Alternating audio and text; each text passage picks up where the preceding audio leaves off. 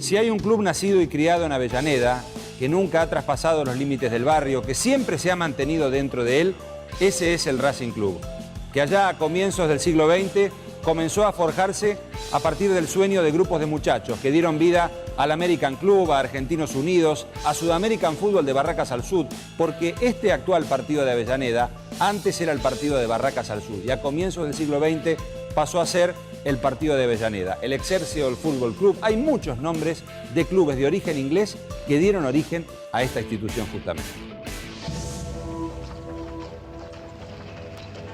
Justamente la antigua Avellaneda, creada a finales del siglo XIX, todavía se llamaba Barracas al Sud, y con ese nombre se fundó otro club, el Barracas al Sud Fútbol Club, en 1901.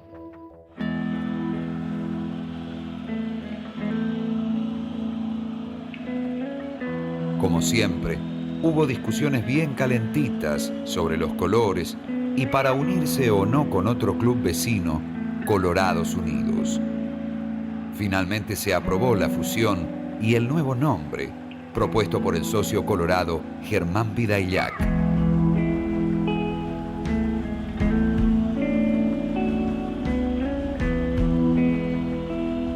Y el nombre surgió de una revista que tenía uno de los socios, Germán Vidaillac, que era de origen francés, y la familia le enviaba publicaciones desde aquel país. La revista tenía en la tapa la frase Racing, ¿no? Y les pareció por demás interesante y aparte un nombre novedoso, y ese nuevo club que formaron aquel 25 de marzo de 1903 se llamó Racing Club.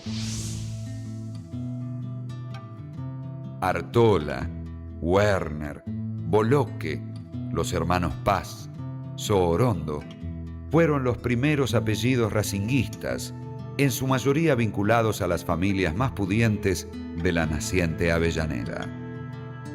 Eran tiempos de convulsión, con el radicalismo pretendiendo llegar al poder que le negaban tercamente los conservadores y donde todavía no había elecciones libres. Esos ilustres decidieron usar una simple camiseta blanca, algo que no duró mucho, porque durante 1904 eligieron una curiosa camiseta celeste y rosa a cuadros a propuesta de Alejandro Carbone. Tenemos que nombrar los Barceló. Tenemos que remontarnos al viejo conservadorismo de principio de siglo, ¿no? Bueno, Barceló, que era gobernador de la provincia de Buenos Aires, y eran ultraconservadores. Y ahí hay metidos dos hermanos Barceló, están metidos en Racing, con toda esta gente, con estos pioneros, con estos precursores, ¿no? Están metidos los Barceló. Por eso Racing siempre constituyó un poco la clase alta de Avellaneda. Racing va a tener su local en la avenida Mitre gracias a la gestión de los políticos de la época. Racing va a tener sus terrenos, ¿no?, donde actualmente está el estadio, también gracias a la gestión del Partido Conservador de la época. Y los actos proselitistas del Partido Conservador, tanto en la elección de 1912 como en la elección de 1916, y se va a profundizar luego en la década del 20 y del 30, van a tener lugar en la sede de Racing, ¿no? Así que lo que son aquellos años de tránsito del Racing Club con el Partido Conservador van casi de la mano. En 1908 se alejaron varios de los socios fundadores, enojados por la vinculación política conservadora de algunos dirigentes, y eligieron irse para Independiente, el nuevo vecino. Pero el fútbol siguió adelante y Racing llegó a la primera división amateur en 1911, consiguiendo una resonante victoria sobre el multicampeón Alumni por 3-1. Justamente, Alumni le pasó la posta del éxito al nuevo equipo, que arrasó a sus rivales y se quedó con todos los campeonatos entre 1913 y 1919. Fueron 7 títulos consecutivos, con campañas excepcionales y un grupo formidable de jugadores como los hermanos Perinetti, el goleador Francisco Olazar, Oaco y Marco Vecchio. Ya por ese entonces, Racing lucía la camiseta celeste y blanca a rayas, que fue elegida por los socios en 1910 y que se pudo usar luego de pedirle permiso a Argentino de Quilmes, dueño de la original. Y también en esos años llegaron la popularidad y el apodo de la Academia, porque era ganar, golear y gustar. En serio. A partir de 1913, a partir del primer campeonato de Racing, dejamos los Wilson, dejamos los Brown, dejamos los Forrester para que aparezcan los Castañola, los Solazar, los Betular, los Zabaleta, los Perinetti, para que dejen, o sea, hay un cambio paradigmático por el cual el fútbol deja de ser el deporte de los ingleses para que pase a ser el deporte de los hijos de los inmigrantes, para que pase a ser el juego del pueblo. Creo que ese fue el gran logro de Racing. Ese. Más allá de los 7 títulos consecutivos, el logro fue la nacionalización del fútbol argentino. La cancha se levantó en el cruce de Alsina y Colón, después de un par de terrenos que fueron usados como campo de juego del otro lado de la avenida Mitre. Ya antes de 1910, el lugar histórico empezó a ser el hogar de todos los racinguistas. Después de los 7 campeonatos, Racing repitió en 1921 y 1925. 6 años más tarde, participó de la creación del profesionalismo, pero no tuvo suerte en la pelea por el título. El 25 Racing realmente era poco menos que brillante. Era grande entre los grandes. Esto no solo la Academia, no solo porque jugaba un fútbol, pero es grande entre los grandes. Pero también tenía facetas líricas, realmente ideales, ¿no? Un poco fantasiosas, un poco mágicas, ¿no? Porque bueno, el fútbol no era materialista, no era un fútbol exitista y menos resultadista como el de hoy. Pero de todas maneras, la Academia era jugar muy bien y si se podía, se ganaba. Generalmente se ganaba, pero si se podía, se ganaba. Porque el acento estaba puesto sobre el lirismo futbolístico y técnico. Pero eso lo iba a pagar después, históricamente hablando. Lo iba a pagar en el profesionalismo que se instaura en 1931. Guaitacito, Evaristo Barrera, el máximo goleador de la historia de Racing, Scopelli y el Chueco García. Esa delantera, por ejemplo, en 1938 va a marcar 24 goles en 3 partidos consecutivos. Le va a ganar 8-1 a Platense, 8-2 Estudiantes en La Plata y 8-1 a Lanús. Igualmente Racing fallaba en defensa. Eran equipos completamente descompensados. El Chueco García, que era un tipo que tenía muchísimo humor cuando jugaba, en aquellos años en los cuales Racing ganaba por 8 goles, pero a la otra fecha tal vez perdía 3-2 contra Tigre, ¿no? Cuando había un córner en contra de Racing, gritaba: marquen a los nuestros, marquen a los nuestros, ¿no? Una cosa realmente increíble. Y marcaba, evidentemente, que Racing no fue campeón en la década del 30 ninguna vez, justamente por eso, ¿no? Porque eran equipos, se armaban equipos completamente desbalanceados. Hasta que llega la última parte de los años 40. Con el ingreso del peronismo al poder, Racing comienza a fortalecerse a partir de la injerencia del ministro de Hacienda, Ramón Cereijo. Se inicia la construcción del nuevo estadio y las compras masivas de buenos futbolistas. Se arma el embrión del tricampeón. Estoy hablando del año 47, en que empiezo a interesarme en el fútbol. Y después empieza un momento glorioso, el primer triple campeonato. Pero previo a eso, la inducción, que como a muchos chicos se les realiza para que se hagan hinchas de un club determinado, la hizo en ese caso un primo mío mayor, muy tanguero, ¿no? En mi casa, fútbol o tango era parte de un imaginario no solamente lejanísimo, sino desdeñable. Por lo tanto, parte de la previsible rebelión juvenil que en mí se apoderó consistió en hacerme tanguero y futbolero. Y este primo me creaba una relación entre fútbol y tango que es muy correcta. porque él me decía que Gardel era de Racing, me mostraba. Yo con los años quise comprar, me enteré de que existía el carnet de Gardel como socio de Racing, y ofrecí una suma muy considerable a un señor muy modesto, que era el poseedor de ese carnet, que no me lo quiso vender.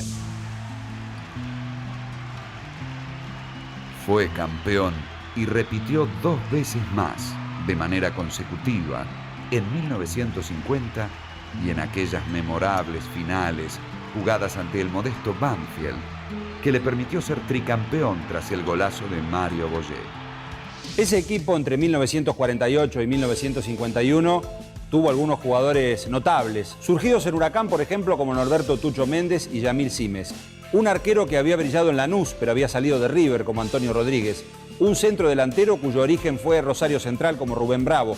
Más otros jugadores muy importantes le dieron forma, fisonomía, a un cuadro que ganó 3 campeonatos y que construyó, más allá de la emotiva final con el humilde Banfield en 1951, una superioridad inapelable.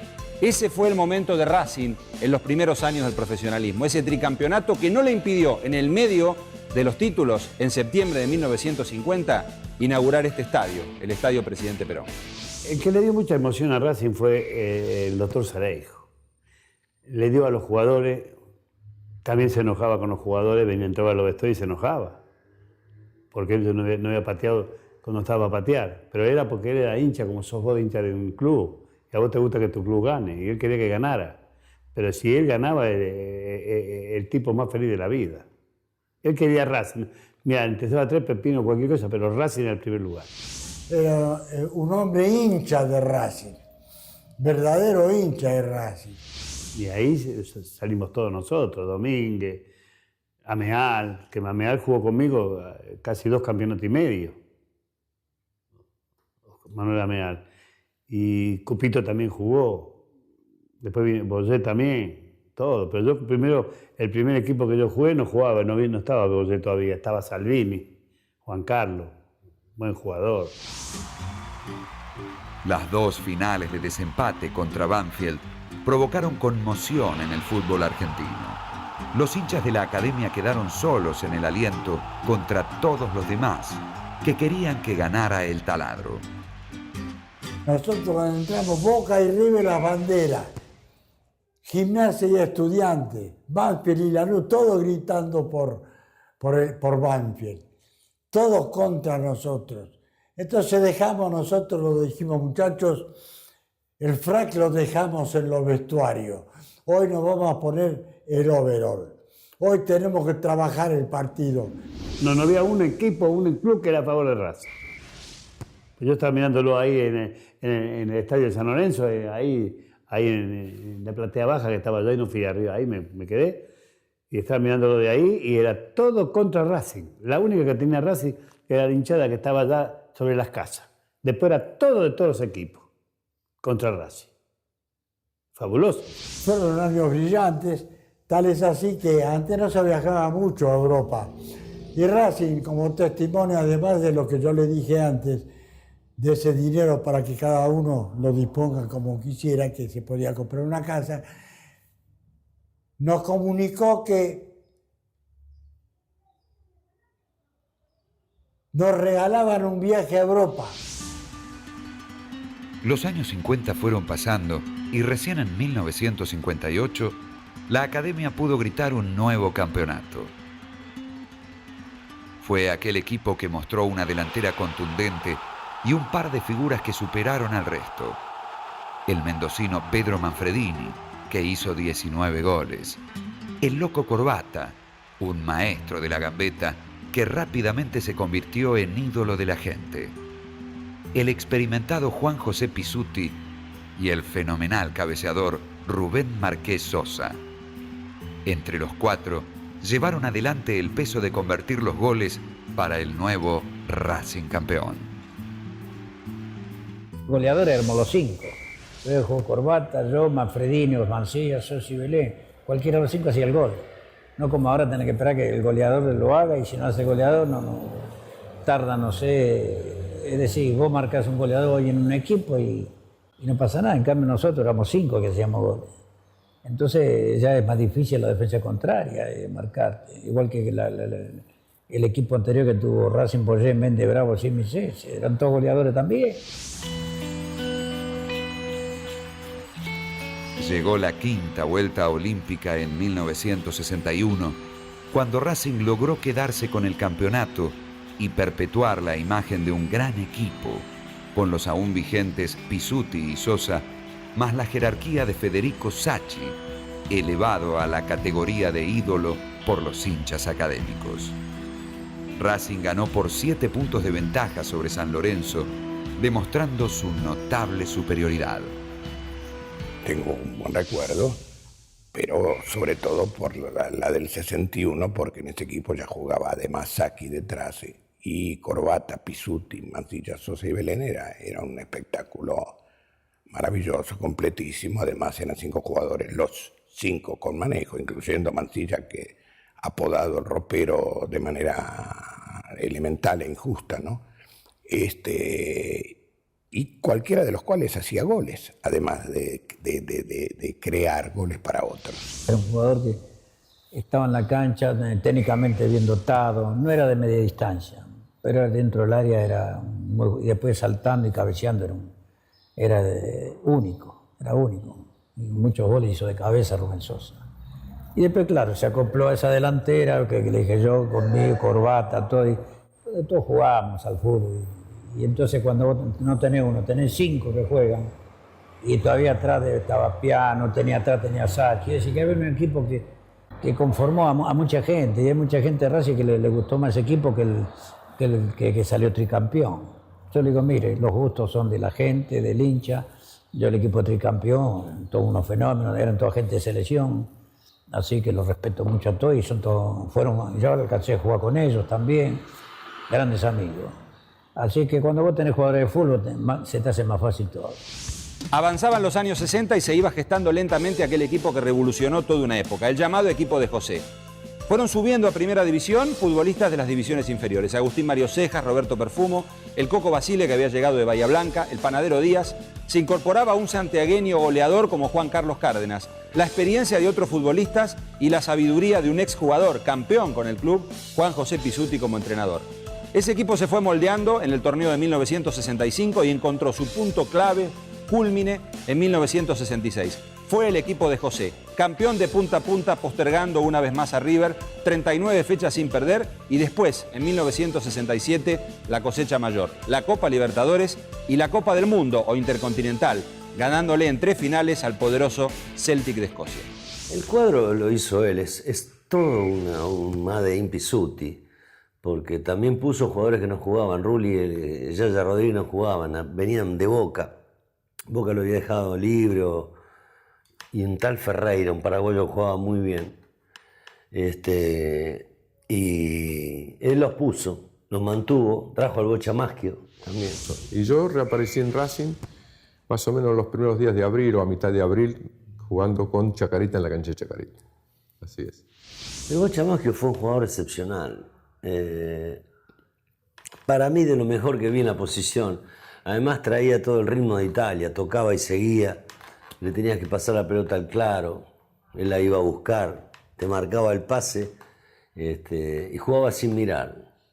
Bocha miraba para allá y la pasaba para allá. Entonces hacía así, pique, la tiraba para allá y todo, le ganaba un tiempo al rival. Yo venía a Racing con la intención de terminar dignamente mi carrera, ¿viste? Yo ya tenía 33 años. Y digo, bueno, quiero jugar bien en Racing, de retirarme 1 año, 2 años, retirarme bien. Y nunca me imaginé que Racing podía conseguir lo que consiguió, porque la verdad yo no conocía a los muchachos, yo estaba alejado del fútbol hacía 9 años, así que no tenía mucha idea de cómo estaban. Después me enteré que venían invictos de 14 o 15 partidos o más. El plantel nuestro en realidad era muy indisciplinado, llegaban tarde, llamaba una mina por teléfono de Tita, salíamos del entrenamiento y íbamos a atenderla, ¿viste? Se hacían los lesionados, no iban a entrenar, era una manga de hijo de lo peor. Que después sirvió eso bien canalizado para ganar los títulos. Y Pizzuti entró a dar garrote, pero multa, garrote. Si tenías el pelo largo, tenías que pagar multa. tenías que ir de saco y corbata a la cancha, todos los domingos saco y corbata. Era un grupo de tipos con hambre. Y además un equipo de tipos que jugaban muy bien al fútbol, que eran muy inteligentes. La llegada del Bocha Maschio fue la pincelada final que le faltaba al equipo. Pero además eran tipos ganadores, ¿viste? Eran tipos ganadores. Vivir con ellos fue aprender los caminos del fútbol. Yo siempre digo, entre ellos el Coco Basile, que es mi amigo. El Coco me enseñaba cosas que pasaban adentro de la cancha, cómo te tenías que mover, qué cosas tenías que hacer. Pero yo era muy respetuoso. El Bocha Maschio me llevaba muchas veces. Yo vivía en San Isidro, el Bocha vivía en Acasuso. Yo no le pedía que me trajera ni me llevara. Y de pronto estábamos ahí terminando el entrenamiento y decía, aquí que te llevo, ¿no? Bueno, y yo venía en el auto y no lo tuteaba. No sabía si decirle de usted, ¿qué hace eso? Porque, viste, en esa época era todo diferente. Yo me cambiaba con ellos, pero venía uno y decía, pibe, andá a buscarme las vendas. Y yo iba a buscar las vendas. Y no era esta historia que pedirle a otro, ¿viste? No, vos sabías que era nuevo, que estabas ahí con ellos y que vivías, aprendías. Yo aprendí mucho con ellos, aprendí mucho con Pizzuti. Fue para mí una enseñanza impresionante. Era la época de oro de la academia, de Copa Libertadores jugada en el límite posible, con rivales durísimos en partidos que a veces terminaban mal. Los más difíciles eran los segundos. ¿Por qué? Porque no tienen nada que perder. Entonces son peor, o te provocan, o hacen fútbol, o te ponen el fútbol violento. ¿Viste? Y es difícil calmar a los jugadores, más los que tenía yo, que ¿viste? Había mucho temperamental ahí, tenía Basile, Panadero, Perfumo, Mori, Rulli, eran fuertes para meternos, ¿sí? Martín también. Ese tenía una defensa fuerte, un equipo fuerte pues. El récord invicto de 39 partidos oficiales tardó más de 30 años en ser superado. El equipo de José ganó la Copa Libertadores ante Nacional de Montevideo y se quedó con el primer título intercontinental de un equipo argentino, al ganarle al Celtic escocés con aquel formidable remate del Chango Cárdenas. Fue un equipo único e irrepetible, que ganó una Copa Libertadores extenuante. Racing gana una Copa Libertadores de 23 partidos. Racing no juega una Copa Libertadores como las de ahora. Racing jugó una Copa Libertadores que era una maratón. La cuestión es que esa Copa Libertadores fue terrible, fue una mansadora. Sobre todo porque aquel plantel de José era un plantel muy corto. Y mientras Racing juega esa Copa Libertadores, va a llegar a la final del Metropolitano de 1967, ¿no? Que finalmente va a perder contra el Estudiante de La Plata de Subeldía, ¿no? Pero Racing va a jugar 23 partidos para ganar esa Copa. 23 partidos son hoy 2 Copas Libertadores. La final, el partido acá, el partido en Montevideo, que fue la guerra de Vietnam, y la final en Chile. Creo que fue uno de los mejores partidos que hubo Racing en la final con Nacional. Porque yo había estado jugando en la selección y habíamos perdido 1-0 con la selección de Uruguay. Y Uruguay, como que ese mito ese que ganaban de guapo, yo creo que nosotros le cortamos ese pensamiento, porque ellos habían venido acá 0-0 y allá que nos comían. Llegaron los 3 partidos con el Celtic escocés y el zapatazo inolvidable del Chango Cárdenas. Cárdenas, abierto Maschio a la izquierda. ¡Cárdenas!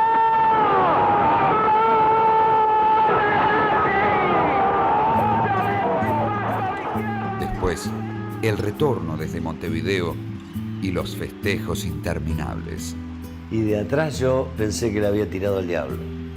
Pero Dios como que una mata la levantó. Y además era lejísimo. Una mata, la pelota va rodando y la levanta. Y entonces el pie entra justo a la pelota y hace así. Y se clava en el ángulo. Se lo habremos hecho patear 26 veces en los entrenamientos sin arquero y no lo hizo nunca. Yo creo que aquel fue un gol de todos, porque nosotros integramos alrededor de 22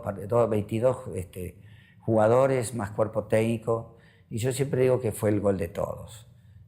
Está bien, lo hice yo, pero se pasaron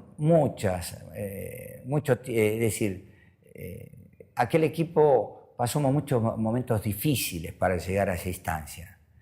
Y a veces, a mí, te decía recién, me hace feliz que me lo comenten, que me lo recuerden, qué sé yo, pero yo quiero recordar a todo, al plantel, a todo el cuerpo técnico, a los dirigentes y en especial al hincha de fútbol, al hincha de Racing. En el micro los dos y yo atrás del micro y él en el primer asiento después del partido. Y yo le digo, Chango, vos no sabes lo que hiciste hoy. Y sí, ¿qué hice? No, digo, dentro de 40 años te van a llamar por teléfono para hacerte acordar este gol. Ah, dice que se van a acordar. Bueno, está bien. Ya están llamando hasta hoy, 41 así. Imagínate ¿qué te imaginas que con ese gol, mira la historia que hizo con ese gol? Todavía está la historia, toda la gente se acuerda, todavía, entonces el hincha de Racing es impagable, imagínate que no. De un equipo que nadie daba, no daba nada, ¿no? Decían, bueno, es un equipo como otros, nada más, pero nadie creo que iba a hacer esa campaña. Cuando llegamos acá mi familia la vi a las 5 de la mañana, porque me fueron a esperar de 6 a Kennedy, porque no había un trayecto como hoy. Hoy, por ejemplo, dice, van por la Richeri, entran por la General Paz, agarran a Juan B. Justo, pero nosotros no podíamos. La Richeri de los dos lados, me contaba después mi señora, de los dos lados estaba repleto, no se podía entrar. Cuando llegamos a la cancha de Racing fue algo apoteótico.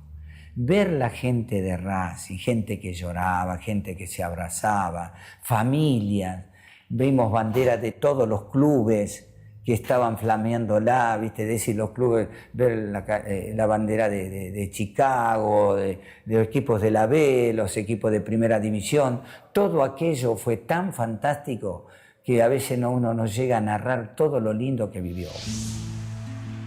Racing disfrutó algo increíble para estos tiempos. Festejó el título en la cancha de Independiente, perdiendo 4-0 con su clásico rival. Hubo aplausos y fiesta. Yo tengo fotos de esto, o sea, pues se puede acreditar. Cuando Racing entró a la cancha, le hicieron un pasillo de laureles la gente de Independiente y todo el estadio aplaudía al campeón mundial. Y cuando Independiente era campeón de América en el 64, la época que jugó la final intercontinental contra el Inter y tuvo que ir al tercer partido, yo, hincha de Racing, escuchaba por la radio y quería ganar Independiente, porque ganaba un equipo argentino. Desde aquella fiesta popular, cuando Racing le ganó la final al Celtic de Escocia en Montevideo en 1967, tuvieron que pasar más de 20 años para que la Academia consiguiera otro título.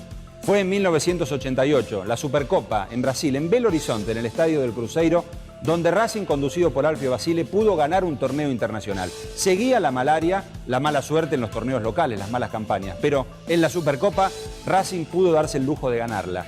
Néstor Fabri, Miguel Colombati, Gustavo Costas, una cantidad de muy buenos jugadores como el Pato Filiol, que era el arquero, y el gol de Omar Catalán para darle el empate 1-1. Racing había ganado 2-1 en Buenos Aires y quedarse con ese título. Años anteriores, en esa misma década del 80, fueron realmente negros en la historia de la Academia. ¿Por qué? Porque en 1983, siguiendo la moda que había inaugurado San Lorenzo de un equipo grande en la B, la Academia se había ido al descenso. Había perdido 4-3 con el Racing cordobés y había dejado la categoría por 2 años. La recuperó de la mano del mismo entrenador con quien ganó la Supercopa, el Coco Basile. Eso fue acá una cosa, no sabés, eso, el único atenuante, no atenuante, pero más o menos que teníamos una especie de compensación, es que San Lorenzo se había ido el año anterior. Se había ido el año anterior, el primer grande que se va al descenso es San Lorenzo, y después generan la B, un suceso de público, entonces bueno, nosotros nos esperanzamos con eso, ¿no? Yo estaba, 30 años dirigí la revista Racing, bueno, tenía la revista Racing, digo, y bueno, al contrario, empezó la revista, al contrario, a vender, porque el fracaso también se vende. Fueron 2 años jugando los sábados, teniendo que soportar el ascenso del Deportivo Español y Gimnasia La Plata en 1984, para recién conseguir el esperado retorno al vencer a Atlanta en el Monumental.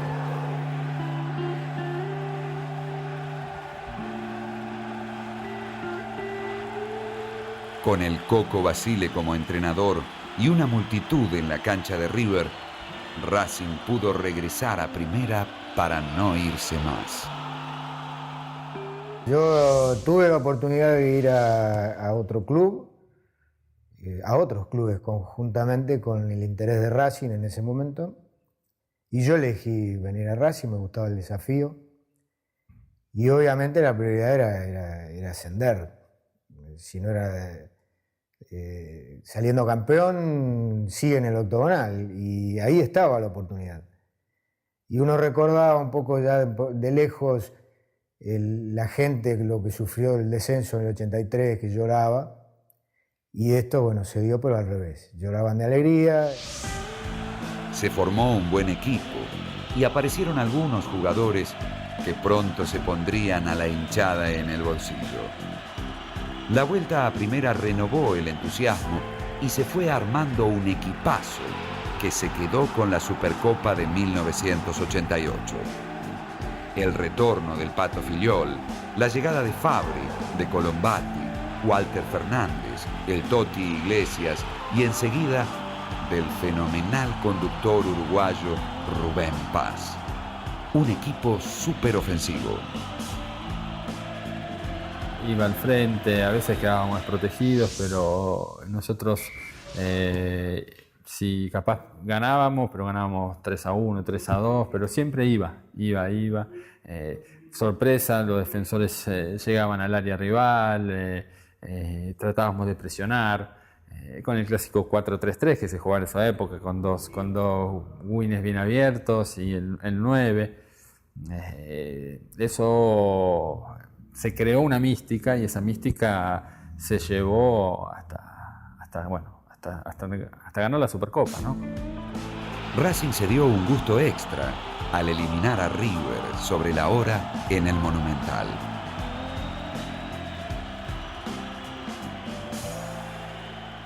Fue uno de los momentos más gloriosos de mi carrera deportiva, porque bueno, no solamente por el gol, pero daba el paso a una final, siempre que River le ganaba a Racing, y bueno, y esa fue una de las veces que el hincha de Racing se pudo vengar de la gente de River. Pero el objetivo mayor, el campeonato argentino, se seguía negando.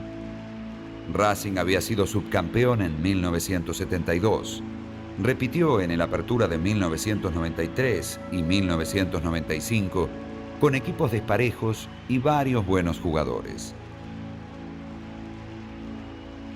El equipo tenía una jerarquía en nombres muy importante, muchos jugadores de buen pie. Estaba Capria, estaba Pompey, estaba Delgado, estaba el Piojo López.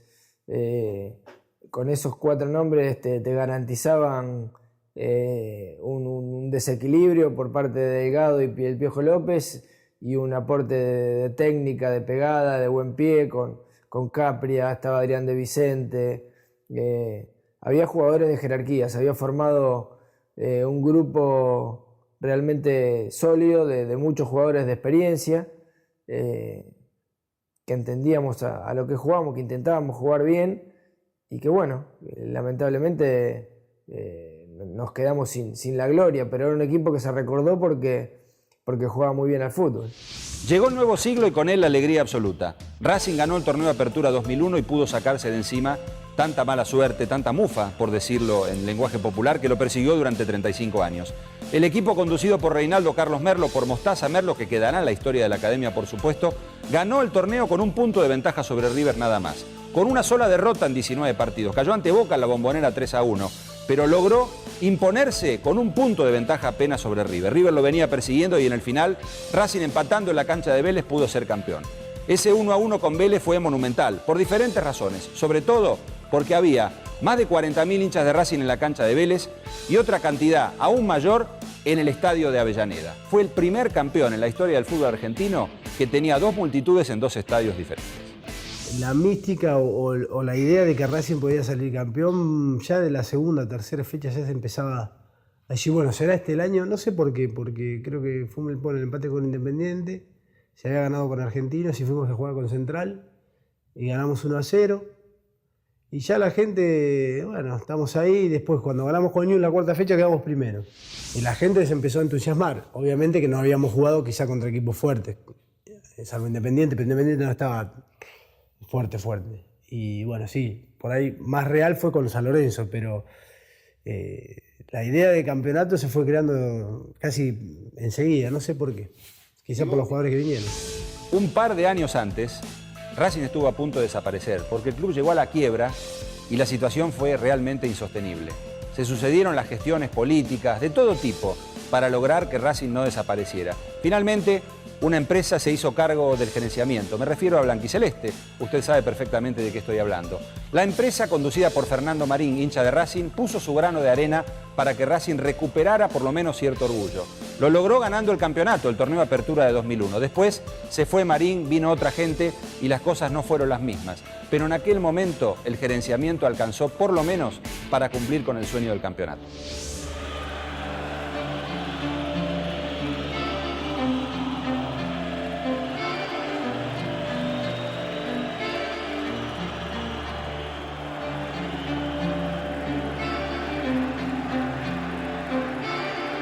Pero yo hasta ese momento no tenía ni idea de Mostaza porque lo conocía así de la época de jugador y todo, pero nunca lo había tenido, no tenía referencia, o sea, no tenía muchas cosas. O sea, yo lo que me volcó a mí a venir acá y que sabía que por ahí iba a tener la posibilidad de jugar, que eso no quería decir que juegue de titular todos los partidos, eso te lo vas ganando fecha tras fecha, para mí, hoy sigo pensando de la misma manera. Y sinceramente, bueno, después uno es consciente de que por ahí, o sea, el entrenador siempre tiene su granito de arena y siempre tiene que ver en todas las cuestiones, sean en los buenos torneos, campeonatos, logrados, malas campañas, en todo.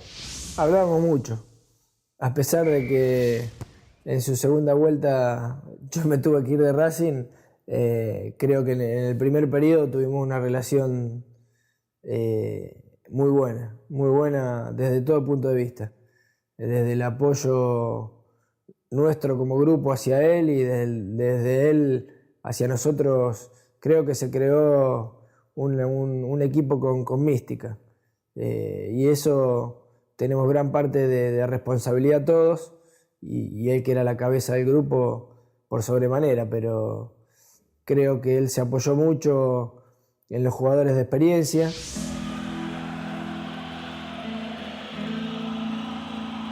El festejo ya pasó. Lo peor quedó atrás. Racing está de pie nuevamente y a pesar de los infinitos problemas, se ve una luz en el túnel. Más allá del sufrimiento de los hinchas, que parece haber sido una constante. Padecimiento y alegría en dosis distintas. Pero siempre amor, fidelidad y pasión. Racing ha sido un grande a través de la gente, más que de los logros. Vos fíjate que entre todos los campeonatos completos, ¿no? Estamos hablando de la escena internacional. En la escena interna tenemos 20 títulos nada más. El hincha de Racing es muy sufrido. Es más, yo pienso que está también enamorado un poco de su propio fracaso, en alguna medida. Es un mecanismo psicológico muy complejo, pero el hincha acá cuando más... Por ejemplo, con Belgrano, acá, cuando jugamos, claro, no estábamos jugando la vida, ¿no? Pero acá la cancha estaba no solo repleta, y después, bueno, fue récord, después de cómo se consumieron medios y televisión y radio, bueno, esto es récord, no solo, sino que realmente le parecía que si vos entrabas, un tipo te tomaba desprevenido, un tipo que llega del extranjero, ¿qué van a dar la vuelta olímpica? Hoy se da la vuelta. Jugábamos con Belgrano, estábamos jugando la vida. Es distinto todos los clubes, ¿no? Por el sufrimiento de un montón de cosas, por las cosas que como jugador uno tiene que vivir, no porque sean malas, pero son distintas. Hablamos del dinero, como hablamos de bañarte con agua fría, de circunstancias que normalmente no tienen que suceder, pero suceden. Entonces el hincha de Racing, el jugador de Racing ante esa adversidad se fortalece y ese grupo o se fortalece o te va consumiendo solo.